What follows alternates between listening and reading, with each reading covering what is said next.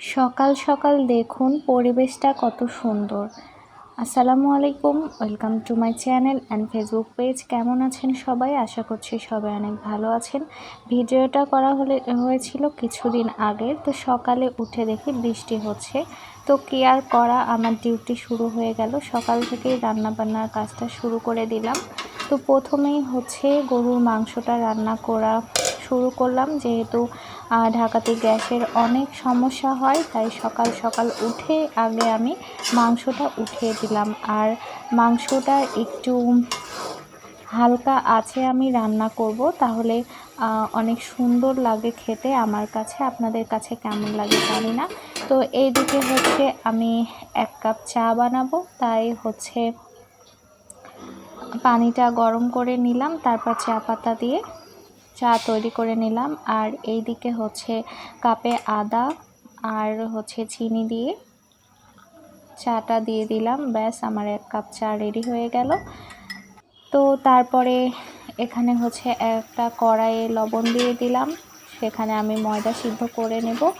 আর এই যে আলু দিয়ে দিলাম মাংসের মধ্যে। তো গরুর মাংসের সাথে আলু আমার খুব ভালো লাগে। তারপর এইদিকে হচ্ছে সকালের নাস্তার জন্য আমি রুটি সেঁকে নিচ্ছি।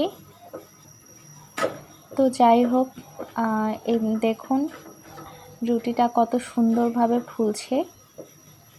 তো আগে তো রুটি বানাতে পারতাম না, মাশাআল্লাহ এখন রুটি বানাতে পারি, আর হচ্ছে সেটা ফুলেও। আর এইদিকে আমি একটু পায়েস রান্না করব, তার জন্য এখানে হচ্ছে দুধটা দিয়ে দিলাম।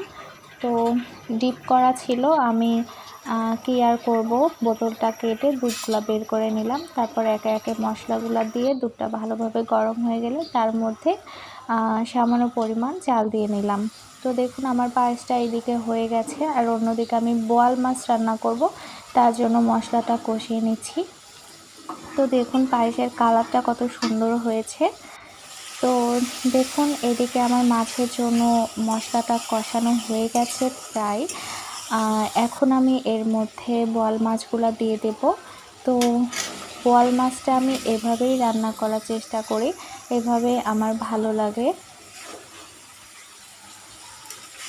তো বোয়াল মাছটা কিন্তু যত কষিয়ে রান্না করবেন তত কিন্তু স্বাদ বেশি হয়, এটা আমার আম্মু বলেছে।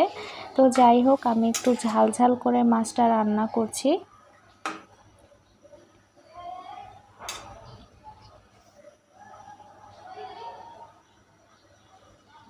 তারপরে আমি এখানে একটু বিরিয়ানি রান্না করব, মানে সাদা পোলাও রান্না করব। তার জন্য আমি হচ্ছে চালটা রেডি করে নিয়ে এখানে হচ্ছে ভেজে পানি দিয়ে নিয়েছি। তো দেখুন অলরেডি আমার রান্না করতে করতে গ্যাস চলে গেছে, আমি ইন্ডাকশানে বিরিয়ানিটা করে নিচ্ছি। আর এইদিকে ডাল আমি সিদ্ধ করে নিয়েছি ডাল রান্না করার জন্য। আর এটা হচ্ছে ছোট মাছ চচ্চড়ি।